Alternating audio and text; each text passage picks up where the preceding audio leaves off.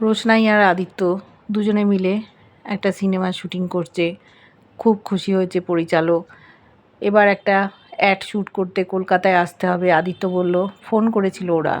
রোশনাই ভেবেছিল ও হয়তো রেকমেন্ড করেছে, কিন্তু আদিত্য বলল, তুমি আমাকে বিশ্বাস করো, ওরাও তোমায় ফোন করবে।